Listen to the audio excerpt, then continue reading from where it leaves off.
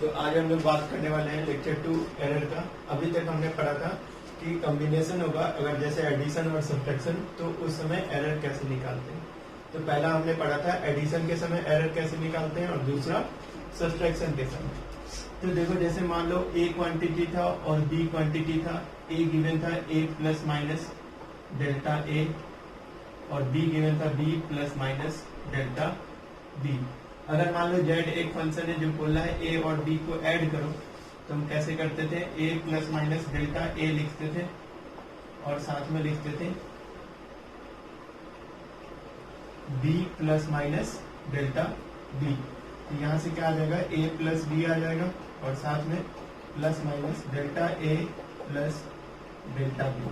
Addition के समय में ये हमारा मेन वैल्यू होगा और ये वाला एरर वाला वैल्यू होगा। ठीक है, तो जेड को हम कैसे लिखेंगे, देखो जेड जो आएगा वो ए प्लस बी एक नंबर आएगा, जैसे मान लो जेड आ गया, ठीक है, और प्लस माइनस क्या होगा, डेल्टा जेड। इसको लिखो नहीं लिखो उससे मतलब नहीं है, ये बेसिकली रिप्रेजेंट कर रहा है। जैसे यहाँ पे देखो स्मॉल ए रिप्रेजेंट कर रहा है ए प्लस माइनस डेल्टा है, वैसे जेड भी कुछ रिप्रेजेंट करेगा। जेड कोई नंबर होगा मेन वैल्यू और साथ में डेल्टा जेड होगा छोटा सा कोई वैल्यू, उससे रिलेट कर रहे होंगे।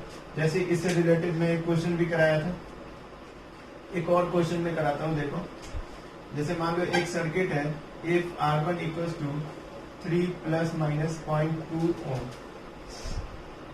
और R2 दिया गया है 7 प्लस माइनस 0.3 ओम, ठीक है, और कह रहा है क्वेश्चन में R1 R2 बाई रेजिस्टेंस है, जो हम लोग 10th क्लास में पढ़ के आए हैं वो वाला रेजिस्टेंस है।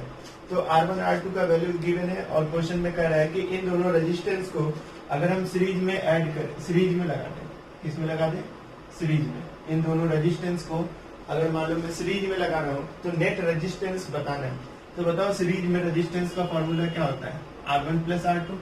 नॉर्मल एडिशन करते हैं तो यहाँ पे हमें पता चल गया कि इन दोनों वैल्यू को ऐड करना है। अब जब हमें ऐड करना है तो हमें पता है कि R1 का वैल्यू यहाँ से क्या दिया गया है, 3 प्लस माइनस 0.2 और साथ में दिया गया है R2 में 7 प्लस माइनस 0.3। तो 7 और 3 को जोड़ेंगे तो 10 हो जाएगा, प्लस माइनस 0.2 और 0.3 को ऐड करेंगे तो 0.5 हो जाएगा। ये हो जाएगा नेट रेजिस्टेंस सीरीज में। तो यही क्वेश्चन में पूछा गया था कि RS equals to series resistance कितना होगा, 7 प्लस 3 10 और 0.2 और 0.3 को ऐड करेंगे तो 0.45 ओम आ जाएगा। तो ये तो पहला हो गया एडिशन वाला। एडिशन के समय हम कैसे करते हैं। अब थोड़ा सा टिपिकल, थोड़ा सा मतलब याद रखना है इस वर्ड को कि सब्ट्रैक्शन के समय क्या करेंगे। तो हम लोग देखते हैं नेक्स्ट सब्ट्रैक्शन वाला। तो सब्ट्रैक्शन के समय क्या करते हैं, जैसे मान लो ए और बी गिवन है ऐसे, और हमें इसके बाद ए और बी गिवन है और मान लो हमें जेड एक फंक्शन है जो कह रहा है ए को बी में से सब्ट्रैक्ट करो, ए माइनस बी बोल रहा है बेसिकली। तो ए माइनस बी करना है तो हम क्या करेंगे, लिखेंगे पहले A plus minus delta A minus B plus minus delta B. तो यहाँ से देखोगे ये जो मेन वैल्यू है वो तो सब्ट्रैक्ट होगा, ए माइनस बी प्लस माइनस लिखेंगे, लेकिन ये ध्यान रखना ये जो एरर वाला पार्ट है ये ऐड होगा, delta A plus delta B नहीं है। तो जेड आ गया हमारा ऐसा कुछ। तो ये देखो एक मेन वैल्यू है, प्लस माइनस कोई छोटा सा वैल्यू होगा, ये याद रखना है कि यहाँ पे प्लस होगा, delta A plus delta B होगा, चाहे एडिशन करो या सब्ट्रैक्शन। इसमें बिल्कुल एकदम इजी सवाल आता है, बहुत इजीली हम स्कोर कर सकते हैं इससे मार्क्स। बस ये ध्यान रखना है कि अब जैसे मान लो इफ क्वेश्चन में करा रहा हूं, देखो इफ द टेम्परेचर ऑफ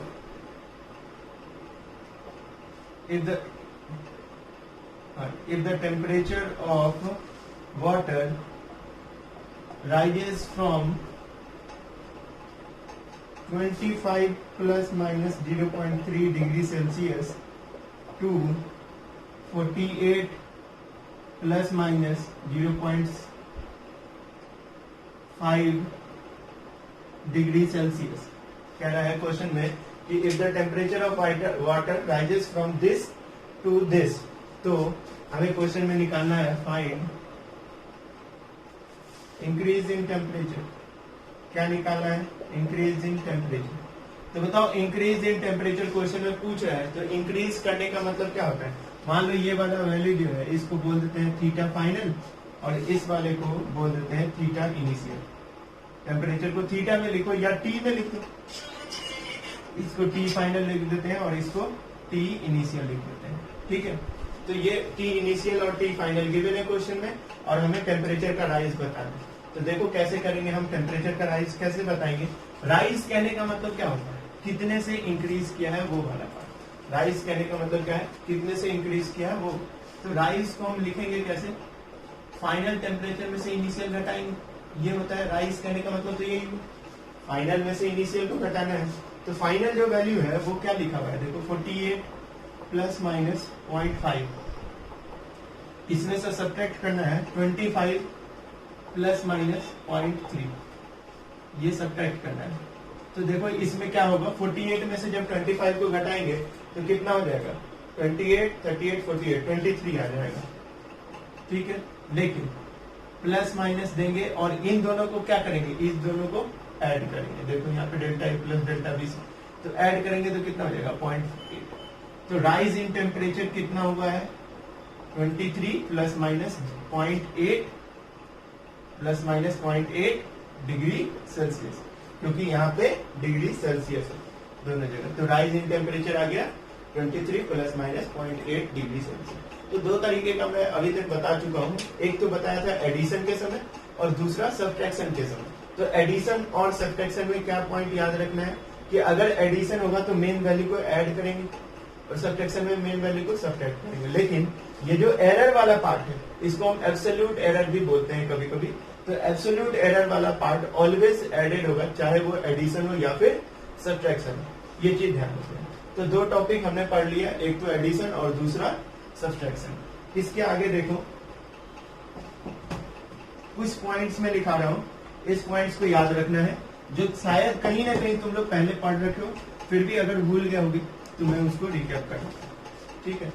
तुम लोगों ने बहुत पहले पढ़ा होगा कि किसी भी क्वांटिटी में चेंज निकालना है, परसेंटेज चेंज निकालना है। सबसे पहले तो मैं चेंज बताता हूँ, फिर परसेंटेज चेंज बताऊंगा। किसी भी क्वांटिटी में चेंज कैसे निकालते हैं, तो चेंज जैसे मान लो ऊपर जो हमने क्वेश्चन किया था उसमें टेम्परेचर, कुछ गिवन टेम्परेचर बढ़ के फाइनल टेम्परेचर हुआ था, मतलब इनिशियल से कुछ टेम्परेचर इंक्रीज होके फाइनल हुआ था। तो हम चेंज कैसे निकालते हैं, फाइनल को सब्ट्रैक्ट करते हैं इनिशियल से। वैसे ही मान लो एक पार्टिकल है जिसका वेलोसिटी है 20 मीटर पर सेकेंड और बाद में उसका वेलोसिटी बढ़ के हो गया 30 मीटर पर सेकेंड। तो चेंज कितने का हुआ, फाइनल में से इनिशियल को सब्ट्रैक्ट करते हैं, 30 माइनस 20 करते हैं, 10 आ जाता है। इसी तरीके से मान लो चेंज कहने का मतलब तो एक ध्यान रखना है, देयर में भी इंक्रीज और देयर में भी डिक्रीज। या तो क्वांटिटी इंक्रीज हो सकता है या फिर क्वांटिटी डिक्रीज हो सकता है। मान लो मेरे पास अभी 20 रुपीज है और किसी कारण से मुझे लॉस हुआ और वो 20 रुपीज हो गया 15 रुपीज। तो there is a decrease of, कितने रुपए का डिक्रीज हुआ, तो 15 और 20 के बीच का डिफरेंस कितना है, 5 रुपीज। तो there is a decrease of 5 rupees. तो इसका मतलब क्या समझ में आता है कि सिर्फ जो चेंज लिखा हुआ है, इस चेंज का मतलब होता है कि final minus initial, final minus initial, final value minus initial value. अच्छा ठीक है। चेंज कैसा कैसा हो सकता है, तो चेंज का मतलब इंक्रीमेंट भी हो सकता है कि क्वांटिटी में इंक्रीमेंट हुआ है, मतलब इंक्रीज किया है क्वांटिटी, या फिर there is a decrement in the quantity, decrease किया है क्वांटिटी। तो जो चेंज हम बोलते हैं, जैसे मान लो मेरे पास 20 रुपया था और अब 15 रुपया है, तो कितने का चेंज हुआ, 5 रुपया बोलते हैं या -5 बोलते हैं, 5 बोलते हैं ना। 20 में से 20 से 15 हुआ तो चेंज हुआ है 5, डिक्रीमेंट हुआ है। तो जो चेंज हम लिखते हैं ना फाइनल माइनस इनिशियल पे एक मॉड लगा देंगे। मॉड क्या करेगा कि अगर बढ़ेगा वैल्यू तो भी पॉजिटिव देगा, अगर मान लो वहां पे वैल्यू फाइनल वाला वैल्यू घट रहा होगा, जैसे मैं बोला था 20 रुपया से 15 रुपया हो रहा है, तो 15 माइनस 20 करेंगे तो -5 होगा और ये मॉड उसको क्या कर देगा, पॉजिटिव। तो हमें एक ही फॉर्मूला याद रखना होगा, फाइनल माइनस इनिशियल, जिसे चेंज पता चल जाएगा। ठीक है, समझ में आ गया।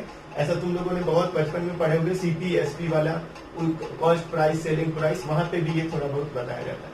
तो चेंज का मतलब ये होता है। अब दूसरा वर्ड होता है परसेंटेज चेंज। परसेंटेज चेंज का मतलब क्या होता है, परसेंटेज चेंज का एक और नाम होता है परसेंटेज रिलेटिव एरर या फिर percentage fractional error, fractional error. ठीक है, तो परसेंटेज का मतलब होता है 100 से मल्टीप्लाई करना और रिलेटिव चेंज का मतलब तो सिर्फ चेंज का मतलब ये है relative change, percentage relative change का बात करें या रिलेटिव एरर का बात करें या फ्रैक्शनल एरर का बात करें, तो इस समय जो फॉर्मूला आता है वो फॉर्मूला होता है फाइनल माइनस इनिशियल। एफ और आई का मतलब याद रखना है कि फाइनल को मैं एफ से लिख रहा हूं और इनिशियल को आई से लिख रहा हूं। इसको डिवाइड करेंगे इनिशियल वैल्यू से। हम कंपेयर किससे करते हैं? इनिशियल जो मेरे पास पहले से था उससे कंपेयर करेंगे ना। जैसे मान लो मेरे पास पहले 20 रुपया था और अब बढ़ के 30 रुपया हो गया, तो 30 और 20 जो है वो कंपेरिजन किससे होगा? जो हमारे पास इनिशियल वैल्यू था उससे। 20 से बढ़ के 30 हुआ है, तो ऊपर क्या करेंगे? फाइनल माइनस इनिशियल, मतलब 30 में से 20 घटाएंगे। लेकिन कंपेयर जब हमें करना होगा तो किससे कंपेयर करेंगे इसको? इनिशियल वैल्यू से। तो ये याद रखना है कि परसेंटेज चेंज मतलब फाइनल माइनस इनिशियल का मॉड अपॉन में इनिशियल इंटू 100 ये करेंगे। तो पूरे फिजिक्स में 11th 12th या केमिस्ट्री में या कहीं भी यूज हो, डेली लाइफ में भी यूज हो सकता है। तो ये फॉर्मूला हम लोग यूज करेंगे, फाइनल माइनस इनिशियल का मॉड अपॉन इनिशियल इंटू 100। ये होता है परसेंटेज चेंज। इस चीज को नोट कर ले सभी कोई। अब देखो कुछ और पॉइंट्स बनते हैं। जब हम लोग डिफरेंशिएशन पढ़े थे वहां पे भी चेंज का ही बात करते हैं। तो जैसे मान लो मैं एक बोल रहा हूं y equal to F of X, ठीक है, y equal to F X है। अगर मान लो x के वैल्यू में मैं छोटा सा चेंज करूंगा, x प्लस डेल्टा x लिखूंगा, तो y के वैल्यू में भी चेंज होगा, y प्लस डेल्टा y होगा। ऐसा होगा कि नहीं बताओ? अगर मैं x के वैल्यू में थोड़ा सा चेंज करूंगा तो y का भी वैल्यू बदलेगा, क्योंकि y is function, f is function of x और y equals to F X लिखा हुआ है। तो x के वैल्यू में थोड़ा सा भी बदलाव करोगे, ये जो फंक्शन जो भी होगा वो y का वैल्यू चेंज कर देगा। ऐसा हम लोग डिफरेंशिएशन में भी पढ़े थे। जैसे मान लो लिखा हुआ है F X equals to X square plus 2। अब f ऑफ 1 लिखोगे तो कितना होगा? 1 का स्क्वायर प्लस 2। अब मान लो f ऑफ 1.01 लिख दोगे, चाहे ऐसे लिख लो, f ऑफ 1 प्लस 0.1, तो ये हो गया ना। देखो x plus delta x, delta x क्या हो गया? छोटा सा x में चेंज, तो 1 प्लस 0.1 करेंगे, तो अब x की जगह क्या पुट करेंगे? 1.1 पुट करेंगे, तो 1.1 का स्क्वायर प्लस 2 होगा। तो इसके कारण से क्या होगा? अगर मान लो ये y है तो ये y प्लस डेल्टा y होगा कि नहीं? थोड़ा सा चेंज हो जाएगा y का भी वैल्यू में। पहले y जितना था उसमें थोड़ा सा चेंज आएगा, बढ़ के आएगा या घट के आएगा, वो तो डिपेंड करता है फंक्शन पे, ठीक है। तो ये चीज ध्यान रखना है कि जैसे मान लो y equal to F X है, मतलब x के वैल्यू को जैसे जैसे मैं बदलूंगा y का वैल्यू बदलेगा। बदलने का मतलब बढ़ना और घटना दोनों होता है, ये ध्यान रखना है। अब देखो अगर मैं x के वैल्यू को थोड़ा सा चेंज करूंगा तो y का वैल्यू थोड़ा सा चेंज होगा। इससे क्या समझ में आ रहा है? इससे हमें ये समझ में आ रहा है कि ये जो डेल्टा y है वो क्या था? चेंज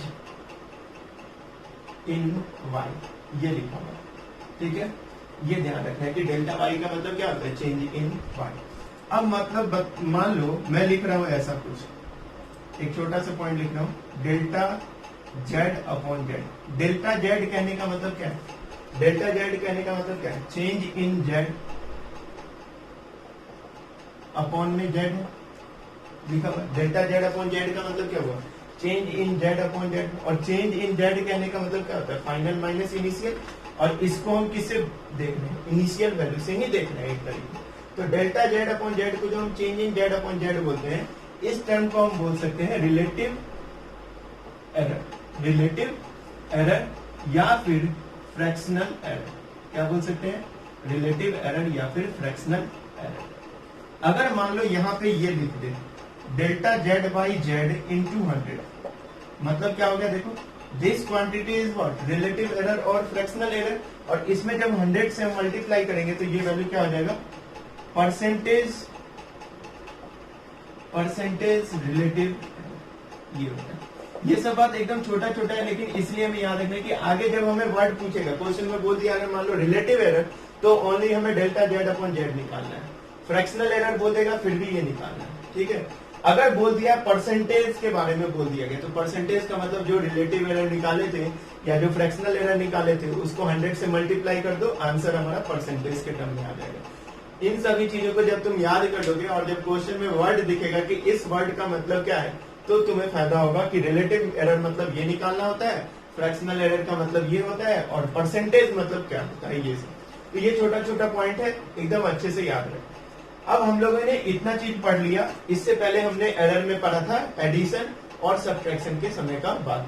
अब हम लोग पढ़ेंगे मल्टीप्लीकेशन, डिवीजन, ये दोनों क्या क्या पढ़ने वाले हैं, मल्टीप्लीकेशन और डिवीजन। इन सभी पे मैं क्वेश्चन कराने वाला हूँ। बस थोड़ा सा हम पॉइंट्स को याद कर लें एक बार, उसके बाद हम इससे आगे का मल्टीप्लीकेशन डिवीजन सीखने के बाद क्वेश्चंस करेंगे। तो हम लोग थर्ड का बात करते हैं। फर्स्ट और सेकंड देख लिया था, एडिशन सब्ट्रैक्शन। थर्ड हम बात करते हैं मल्टीप्लीकेशन। मल्टीप्लीकेशन, ठीक है भाई। मल्टीप्लीकेशन कहने का मतलब क्या है समझो। अगर मान लो a दिया गया है a plus minus delta a और b दिया गया है b plus minus delta b। a दिया गया है a plus minus delta a, b दिया गया है b plus minus delta b। और हम लोग को क्वेश्चन में बोल रहा है कि दो क्वांटिटी है, उसको मल्टीप्लाई करके बताना है। z इक्वल्स टू दिया गया है a इंटू बी। a और b को मल्टीप्लाई करेंगे, मतलब ये और ये टर्म को हमें मल्टीप्लाई करना है। अच्छा देखो, जैसे हम मल्टीप्लाई करके आंसर फाइनल निकालेंगे, तो किसी भी क्वांटिटी, फिजिकल क्वांटिटी को एक्सप्रेस करने के लिए एरर के टर्म्स में दो चीज चाहिए। एक तो मेन वैल्यू चाहिए और दूसरा साथ में ये डेल्टा वाला वैल्यू चाहिए। ये मेन वैल्यू होता है, ये एब्सोल्यूट एरर होता है, ठीक है। मतलब एक मेन वैल्यू होगा और उसमें जो बदलाव होने का मैक्सिमम और मिनिमम पॉसिबिलिटी है। जैसे 5 है मान लो ये, और ये 0.2 है, तो 5 में 0.2 ऐड हो सकता है या 5 में 0.2 घट सकता है। ये उसका इंटरवल है कि सबसे कम क्या होगा 5 माइनस 0.2, या a माइनस डेल्टा ए सबसे मिनिमम हो गया, और सबसे मैक्सिमम क्या होगा a प्लस डेल्टा ए। इस चीज को याद रखना है। इसी तरीके से a और b को जब मैं मल्टीप्लाई करूंगा, तो जो फाइनल z आएगा ये भी कैसा होने वाला है, ये भी मल्टीप्लाई वगैरह करने के बाद जो फाइनल आंसर लिखेंगे उसमें एक तो मेन वैल्यू होगा और साथ में एक एरर वाला पार्ट आने वाला है, ठीक है। तो हमें दो चीज निकालना है, एक तो इसको गुना करके निकालना है और दूसरा एक एरर वाला पार्ट निकालना है। तो जब भी ऐसा होगा, z equal to A B दिया गया है, इसका मैं डेरिवेशन थोड़ा सा बताता हूँ कि बाद में हमें काम आने वाला है। इसका एरर का डेरिवेशन कैसे निकालेंगे, एरर वाला, एरर डेरिवेशन फॉर मल्टीप्लीकेशन। ये तुम लोग को मैं इसलिए बताता हूँ कि थोड़ा सा तुम लोग को पता हो कि किस तरह से एरर निकाला जाता है हर एक समय, ठीक है। तो जैसे देखो z equal to A B दिया गया है। अगर मान लो तुम लोग थोड़ा बहुत लॉग के बारे में पढ़े होगे मैथ्स में, मान लो मैं दोनों तरफ लॉग मल्टीप्लाई करता हूँ, तो क्या हो जाएगा ये लॉग ए बी। ये अंडरस्टूड है, नीचे ई है, नीचे ई दिया गया है, लॉग बेस ई जेड बन गया, log base E A B, ठीक है। z equal to A B दिया गया था, ठीक है। अब z equal to A B में मैंने दोनों तरफ लॉग से मल्टीप्लाई कर दिया। अब डिफरेंशिएट कर रहे हैं both side, differentiating both side. अगर मान लो मैं ऐसा कुछ करूं तो क्या होगा, log x का डिफरेंशिएशन याद करो क्या होता है 1/x और साथ में dx लिखते हैं। थोड़ा सा समझाता हूं पहले का बात कुछ। मान लो y इक्वल टू दिया गया log बेस e x, ठीक है, और इसको डिफरेंशिएट करना है, तो क्या लिखूंगा मैं dy इक्वल टू y का differentiation dy, log base e x का डिफरेंशिएशन होता है 1/x, और साथ में इस x का डिफरेंशिएशन क्या होगा dx होगा कि नहीं बता। तो मान लो मुझे ये डिफरेंशिएट करना है, तो मैं क्या लिखूंगा 1/x dx लिख रहा हूँ। उसी तरह z के साथ डिफरेंशिएट करेंगे, log बेस e z का डिफरेंशिएशन क्या होगा 1/z, और साथ में dz होगा कि नहीं बताओ। अब log बेस e और log base e a b को कैसे लिख सकता हूँ, तो इसके लिए मैं डिफरेंशिएशन से पहले एक टर्म और बता दूं कि जब भी दो फंक्शन मल्टीप्लाई में होंगे और log लगा होगा, तो मैं इसको लिख सकता हूँ log base e into A plus log base e argument b, log base e argument a plus log base e argument b। तुम लोगों ने मैथ्स में पढ़ा होगा कि जब भी दो फंक्शन log के अंदर मल्टीप्लाई हो रहे होंगे तो उनको अलग अलग एडिशन के फॉर्म में लिख सकते हैं, ठीक है। तो log बेस e z का डिफरेंशिएशन 1/z dz होगी, equals to log base e a का डिफरेंशिएशन क्या होगा 1/a dA लिखेंगे, और इसका क्या लिखेंगे 1/b log base e b का क्या होगा 1/b d, ठीक है, यहां तक लिख दी। अच्छा d का मतलब क्या होता है, स्मॉल चेंज इन z बताया था। dx, सिर्फ dx का मतलब क्या होता है, ये जो dx है, इस dx का मतलब क्या होता है स्मॉल चेंज इन एक्स, ठीक है। अब dx को मैं किससे लिख सकता हूँ, डेल्टा एक्स भी लिख सकता हूँ, क्योंकि डेल्टा एक्स का मतलब भी क्या होता है, स्मॉल चेंज इन एक्स होता है। तो करते हैं यहाँ पे क्या होगा, delta Z upon Z equals to D A का मतलब क्या हुआ, डेल्टा ए अपॉन ए, ठीक है, plus delta B upon B, ठीक है। Delta Z upon Z equals to delta A upon A plus delta B upon B हुआ, ये वाला टर्म आ गया,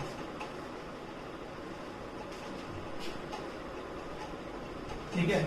तो ये चीज ध्यान रखना है कि z equals to A B का हम कैसे कर सकते हैं, delta Z upon Z equals to delta A upon A plus delta B upon B, ये हमारा सिंपल सा इसका डेरिवेशन। इस डेल्टा जेड का मतलब होता है चेंज इन जेड, और नीचे क्या है जेड, तो इस पूरे का मतलब क्या हुआ, फ्रैक्शनल चेंज इन जेड, इसका मतलब क्या हुआ, फ्रैक्शनल चेंज इन ए, और इसका मतलब क्या हुआ, फ्रैक्शनल चेंज इन बी, ठीक है। तो इसको नोट करेंगे सभी को।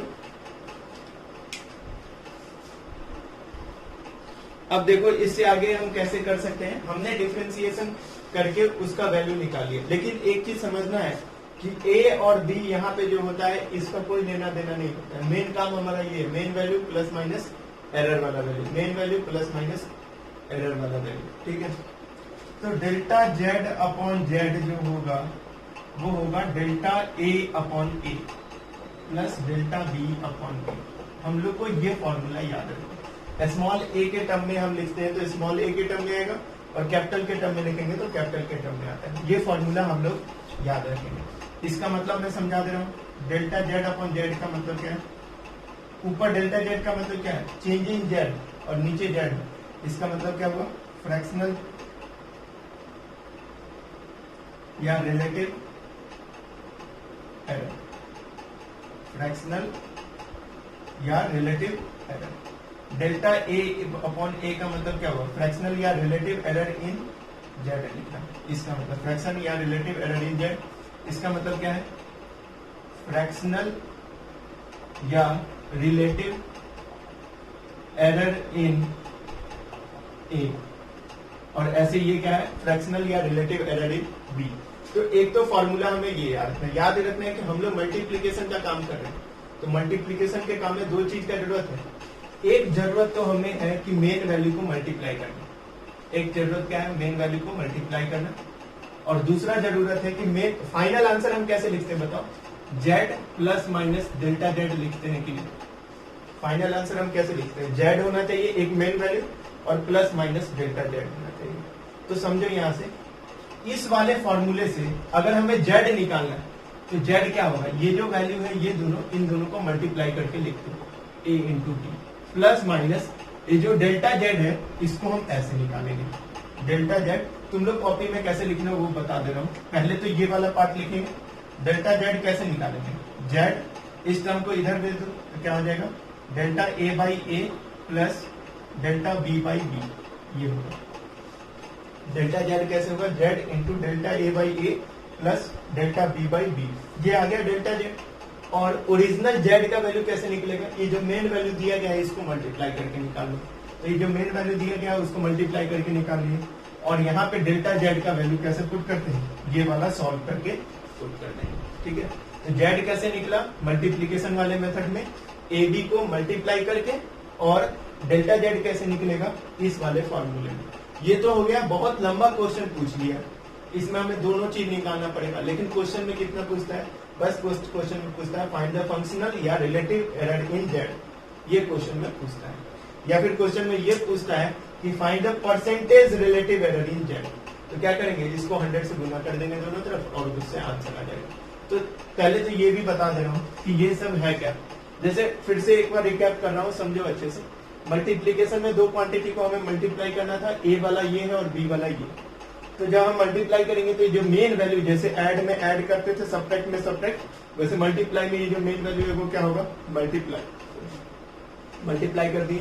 अब इसके साथ जो हम फाइनल आंसर लिखेंगे उसमें एक छोटा सा एरर वाला पार्ट भी लिखना होगा, उस एरर वाले पार्ट को लिखने के लिए हम ये फॉर्मूला यूज करेंगे कि मेन वैल्यू जो ये जेड का मतलब यही ए बी है, ए बी का गुना करेंगे किससे, delta A by A plus delta B by B, और डेल्टा ए ये है और ए ये है, ये लिखेंगे, और डेल्टा बी ये है और बी ये लिखना है। तो ये चीज ध्यान रखना है, इससे हम क्वेश्चन सॉल्व करके आंसर लिख सकते हैं। यहाँ पे डेल्टा जेड का वैल्यू ये वाला लिखने वाले हैं यहाँ पे।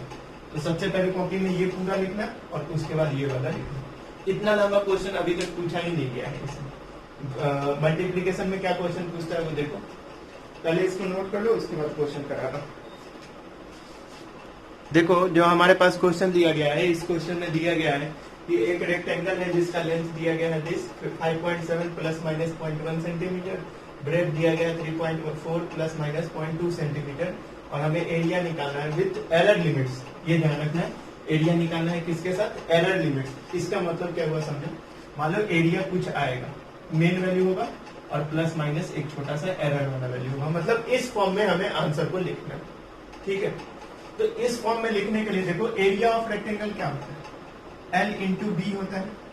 तो पहले तो हम मेन वैल्यू का बात करें, जो मेन वैल्यू होगा फॉर मेन वैल्यू, जो मेन वैल्यू होगा उसका बात करें तो क्या करना होगा, इसका मेन वैल्यू और इसका मेन वैल्यू मल्टीप्लाई कर लो। तो क्या होगा बताओ, मेन वैल्यू क्या निकलेगा इसका 5.7 इंटू 3.4 करेगा। तो 5.7 और 3.4 को जब हम मल्टीप्लाई करेंगे तो 19.38 आएगा। 5.7 और इसको मल्टीप्लाई करेंगे तो 19.38 आएगा। तो ये देख लेंगे 19.38। अब थोड़ा सा राउंडिंग वगैरह समझोगे तो इसमें और हम चेंजिंग कर सकते हैं। अभी के लिए हम ये समझें कि इन दोनों को सिर्फ मल्टीप्लाई करके लिखते हैं, ठीक है। और उसके बाद मान लो कि इसमें चलो हम क्वेश्चन में ये चेंज कर देते हैं कि डेसिमल पॉइंट को हटा देते हैं अभी के लिए, इसको मान लेते हैं 5 और इसको मान लेते हैं 3, कि हम राउंडिंग वाला कंसेप्ट को ही यहाँ पे यूज नहीं कर रहे, कि राउंडिंग में थोड़ा सा कंसेप्ट चेंज हो जाएगा। जो राउंडिंग और सिग्निफिकेंट फिगर पढ़ लेंगे तो समझेंगे। जानते हैं कि केमिस्ट्री में तुम लोग पढ़ लिए होगे सिग्निफिकेंट फिगर और राउंडिंग, लेकिन यहाँ पे जब फिजिक्स में पढ़ेंगे तब इससे रिलेटेड क्वेश्चन करेंगे। अभी हम लेंथ को मान लेते हैं 5 प्लस माइनस 0.1 और 3 प्लस माइनस 0.2, ठीक है। मेन वैल्यू निकालने के लिए लेंथ और ब्रेड्थ को मल्टीप्लाई करेंगे तो 5 इंटू 3 कितना हो गया 15, और साथ में सेंटीमीटर स्क्वायर है, अंडरस्टूड बात है। ये जो डेल्टा वाला बात है ना, इसको निकालना थोड़ा सा फॉर्मूले के साथ है। तो डेल्टा जेड अपॉन जेड का वैल्यू क्या होता है, delta A upon A plus delta B upon B. तो डेल्टा जेड अपॉन जेड में ये जेड क्या है, ये जेड ये है, ठीक है। या फिर इस फॉर्मूले में यहाँ पे जैसे एरिया लिखे हो तो एरिया को किसी और नाम से लिख सकते थे, लेकिन हम डेल्टा जेड अपॉन जेड निकाले हैं। इसमें delta A upon A plus delta B by B formula होता है। तो यहाँ पे कैसे हम करेंगे, सो देखो इसको अभी जेड ही नहीं लिख रहे हैं, इसको एरिया वाला ए लिख रहे हैं। ये क्या है, एरिया, ठीक है। अब देखो डेल्टा जेड क्या होता था, रिजल्टेंट, और ये दोनों वैल्यू लेंथ और ब्रेथ है। तो मैं इस टर्म में अगर फॉर्मूला लिखना चाहूंगा तो delta area upon area equals to delta L upon L plus delta B upon B लिख सकते हैं कि नहीं बताओ। डेल्टा ए मतलब change in area upon original area equals to small change in length upon original length plus small change in breadth upon original breadth, ये लिख रहे होंगे। तो डेल्टा ए अगर हम निकालना चाहेंगे तो कैसे निकलेगा, ए का मल्टीप्लाई करेंगे delta L upon L plus delta B upon B से। ए क्या है 5 इंटू 3 15, डेल्टा एल क्या है 0.1 और एल क्या है 5 है, प्लस डेल्टा बी क्या है 0.2 है और नीचे क्या है 3। इसको मल्टीप्लाई करके जो लिखेंगे वो डेल्टा ए आएगा, इसको मल्टीप्लाई करके लिखेंगे तो वो डेल्टा ए आएगा। और फाइनल आंसर हमें इस फॉर्म में लिखना है तो ये क्या आएगा, देखो 5 इंटू 3 15 आया है, और यहाँ पे प्लस माइनस लिखेंगे और साथ में ये वाला वैल्यू को सॉल्व करके लिखना है। तुम लोग खुद से सॉल्व कर सकते हो इसको, क्या होगा वो भी देखो। एलसीएम ले लो, 5 इंटू 3 15, 15 से 15 चला जाएगा, ऊपर क्या बचेगा 0.1 इंटू 3 3 हो गया 0.3, और 5 इंटू 2 कितना होगा 10, और डेसिमल तो 1, तो कितना आएगा 1.3। चेक कर लेना कैलकुलेशन। तो 15 प्लस माइनस 1.3 और यूनिट क्या होगा सेंटीमीटर स्क्वायर होगा। ऐसे करेंगे क्वेश्चन। ध्यान रहे यहाँ पे इसमें कंफ्यूजन ना हो।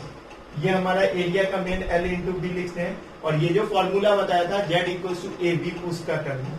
अगर इसमें जेड के जगह हम क्या लिखेंगे, एरिया लिखेंगे फाइनल वैल्यू, और अंदर में क्या होगा लेंथ और ब्रेड्थ होगा, तो उससे ये आ जाएगा। तो ये ओवरऑल एक्सप्लेनेशन इस क्वेश्चन का।